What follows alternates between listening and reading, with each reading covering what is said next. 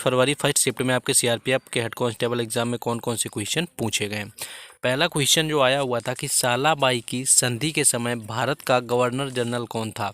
तो ये आपकी सालाबाई की जो संधि हुई है वो 1782 में होती है और इसके समय अगर गवर्नर की बात करें तो वॉरेन हेस्टिंग्स यहाँ पर राइट आंसर हो जाएगा, जो कि सालाबाई की संधि के समय भारत के गवर्नर जनरल रहे हुए थे और ये आपके 1782 में हुई थी।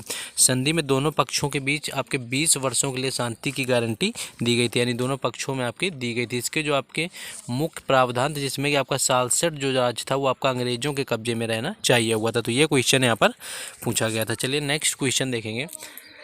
नेक्स्ट क्वेश्चन आया हुआ था कि आपका 2023 में सबसे कम उम्र के ऑस्ट्रेलिया के खिलाफ दोहरा शतक मारने वाले भारतीय खिलाड़ी कौन है। तो एक्चुअली यहाँ पर ऑस्ट्रेलिया आपका नहीं होगा, तो सबसे कम उम्र के जो दोहरा शतक मारने वाले खिलाड़ी हैं भारतीय 2023 के, तो यहाँ पर बाकी खिलाड़ियों के बारे में पूरे बताएंगे।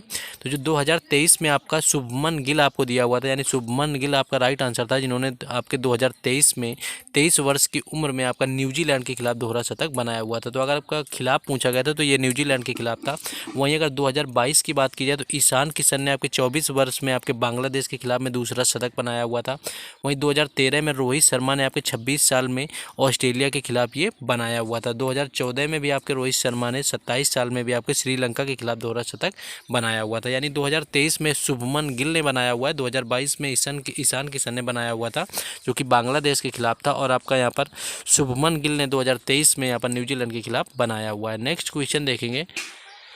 नेक्स्ट क्वेश्चन था कि जो 5वीं बार खेलो इंडिया यूथ गेम्स है इसकी मेज़बानी कौन सा राज्य करेगा। तो अगर 5वें खेलो इंडिया यूथ गेम्स की बात की जाए तो इसका आयोजन जनवरी फरवरी में आपका मध्य प्रदेश राज्य में होना है। तो मध्य प्रदेश यहाँ पर राइट आंसर हो जाएगा। यानी गेम का आयोजन जो है 8 शहरों में भोपाल, इंदौर, उज्जैन, ग्वालियर, जबलपुर, मंडला, महेश्वर एवं बालाघाट में किया जाएगा, जिसमें कि आपके 30 खेल होने, जिसमें 7000 से अधिक खिलाड़ी यहाँ पर भाग लेंगे। तो ये 5वें नंबर का आपका खेलो इंडिया यूथ गेम्स है जिसका आयोजन एमपी में किया जाएगा। तो ये भी आपका करंट अफेयर से रिलेटेड क्वेश्चन यहाँ पर पूछा गया था कि कौन सा आपका राज्य होगा। नेक्स्ट क्वेश्चन देखेंगे, लेकिन उससे पहले जिन लोगों ने अभी तक वीडियो को लाइक और चैनल को सब्सक्राइब नहीं किया तो सबसे पहले आपको वीडियो को लाइक और सपोर्ट के लिए चैनल को सब्सक्राइब करना है, क्योंकि हर एग्जाम से रिलेटेड एनालिसिस आपको करवाया जाता है। हर एग्जाम की प्लेलिस्ट आपको बना करके दी जाती है कि आसानी से जा करके आप किसी भी वीडियो को देख सकते हैं। तो सिर्फ आपको सपोर्ट के लिए चैनल को सब्सक्राइब कर लेना है, क्योंकि हर एग्जाम से रिलेटेड हर शिफ्ट का एनालिसिस आपको मिल जाएगा। पिछला भी आपका छूटा है तो आपको प्लेलिस्ट में दे दिया जाता है। चलिए हम अपने क्वेश्चन पर वापस आते हैं। क्वेश्चन ये था कि गरीबी के मामले में भारत का जो कौन सा राज्य है तो वो दूसरे स्थान पर आता है। जैसे पहले राज्य की बात करें तो बिहार आपका पहले स्थान पर आता है, तो यहाँ पर आपका दूसरा राज्य पूछा गया था। तो अगर रिपोर्ट की बात करें तो बिहार में आपकी 51.91% जो जनता है आपकी गरीब है। वहीं झारखंड की बात करें तो झारखंड में आपकी 42.16% आपकी जनता गरीब है। तो झारखंड आपको ऑप्शन में गिवन था और दूसरा भारत का सबसे गरीब राज्य पूछा गया था, तो झारखंड बिल्कुल राइट आंसर था। वहीं तीसरे नंबर पर आपका उत्तर प्रदेश आता है जो कि 37.79% आपकी आबादी यहाँ पर गरीब है। और लिस्ट में जो आपका चौथा नंबर है वो मध्य प्रदेश का आता है, यहाँ पर आपकी 36.65% आपकी आबादी गरीब है। और मिजोरम आपका 5वें नंबर पर आता है जो कि 32.67% गरीबी आपके मिजोरम में पाई जाती है। तो 5वें नंबर आपका मिजोरम का आता है। नेक्स्ट क्वेश्चन देखेंगे। नेक्स्ट आपका क्वेश्चन एक अकबर से रिलेटेड आया हुआ था कि अकबर का राज्याभिषेक कब हुआ था। तो अकबर का जो राज्याभिषेक था वो आपका 14 फरवरी 1556 को पंजाब के कलनौर में हुआ था। यानी बैरम खान ने 1556 से लेकर के 1560 तक अकबर का संरक्षक रहा था। यानी पानीपत की जो दूसरी लड़ाई हुई थी 1556 में अकबर और हेमू के बीच में, उसी समय पर यानी कि 1556 में अकबर का राज्याभिषेक किया गया था। इससे पहले आपके बाद में भी इनके वास्तविक जो संरक्षक के तौर पर बैरम खान 1500 आपके यहाँ पर 60 तक रहे हुए थे। नेक्स्ट क्वेश्चन देखेंगे, लेकिन उससे पहले कुछ आप लोगों के लिए इंपॉर्टेंट न्यूज़ है यहाँ पर।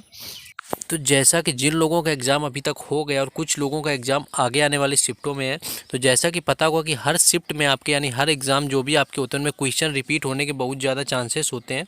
तो आपको यहाँ पर जितने यानी कि आपके 22 से लेकर के यानी 25 तक आपके जो भी एग्ज़ाम हुए हैं उनमें कुल 9 शिफ्टों में यानी कि आपके एग्ज़ाम हो चुका है, जिसमें 200 से ज़्यादा जीके जीएस के जो क्वेश्चन पूछे गए उनका PDF तैयार कर दिया गया। और उस PDF का शुल्क यहाँ पर आपका ओनली 20 रुपीज़ रखा गया, जो कि बिल्कुल नॉमिनल चार्ज है।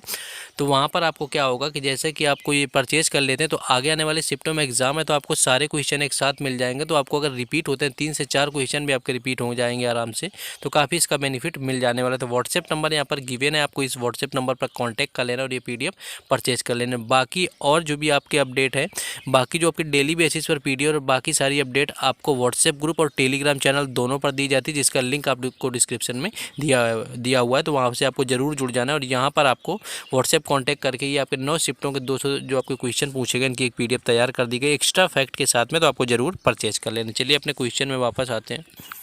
यहाँ पर एक आपका 5G ड्रोन से संबंधित क्वेश्चन पूछ लिया गया था। जो आपकी tech startup firm IG drone company है, यानी कि जो टेक स्टार्टअप की फर्म IG ड्रोन्स है के द्वारा भारत का आपका पहला 5G सक्षम ड्रोन को विकसित किया गया है, जो वर्टिकल टेक ऑफ और लैंडिंग में सक्षम है। और इस ड्रोन को आपको स्काई वॉक का नाम दिया गया है। अगर इसके नाम की बात की जाए तो स्काई वॉक इसका नाम रखा गया है, जो कि आपके IG ड्रोन्स के द्वारा बनाया गया वर्टिकल टेक ऑफ और लैंडिंग में सक्षम है और भारत का पहला 5G सक्षम ड्रोन यहाँ पर विकसित किया गया है।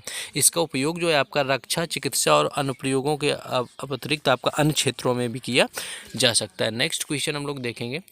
नेक्स्ट आपका ये पूछा गया था कि अफगानिस्तान जो है उसकी सीमा भारत से कितनी लगती है। तो सबसे कम जो आपकी सीमा होती है वो अफगानिस्तान से ही लगती है, जो कि आपकी कुल 106 किलोमीटर लगती है।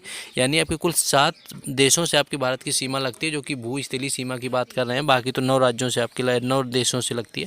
तो सबसे कम आपके अफगानिस्तान से लगती है और सबसे अधिक आपकी बांग्लादेश से लगती है। तो यहाँ पर अफगानिस्तान की आपकी लंबाई पूछी गई थी, तो 106 किलोमीटर लगती है, जिसको आपका डूरंड रेखा के नाम से जाना जाता है। तो ये क्वेश्चन आपका पूछा गया था, स्टैटिक का पार्ट था, तो ये भी क्वेश्चन ठीक ठाक यहाँ पर पूछ लिया गया था। नेक्स्ट क्वेश्चन था कि इल्तुतमिश ने जीतल का सिक्का किस धातु का चलाया था। तो जीतल के सिक्के की बात करें कि आपका किस, तो इल्तुतमिश ने यहाँ पर 2 सिक्के आपके चलाए थे।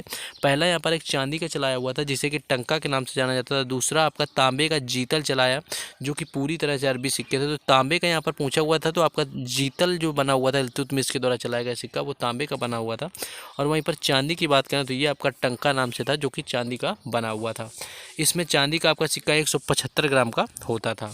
नेक्स्ट क्वेश्चन आपका ये पूछा गया था कि कर्क रेखा भारत के किस राज्य से नहीं गुजरती है। आपको ऑप्शन गिवन था, जैसा कि 8 राज्यों से भारत की कर्क रेखा गुजरती है, तो उसमें ये पूछा था कि आपका किस राज्य से नहीं गुजरती है।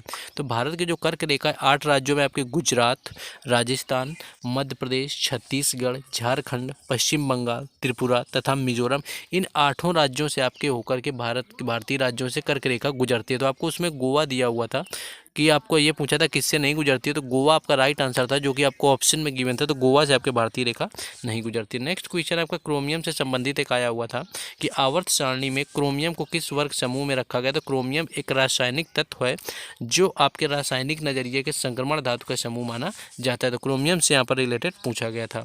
नेक्स्ट क्वेश्चन देखेंगे, लेकिन फिर एक बार आपसे, अगर आपने अभी तक वीडियो को लाइक और चैनल को सब्सक्राइब नहीं किया तो आपको जरूर कर देना है यहाँ पर वीडियो को लाइक और चैनल को सब्सक्राइब, क्योंकि यहाँ पर आपको हर एग्जाम से रिलेटेड एनालिसिस मिलता है। नेक्स्ट क्वेश्चन है आपका, तो कि संविधान का अनुच्छेद 360 किससे संबंधित है।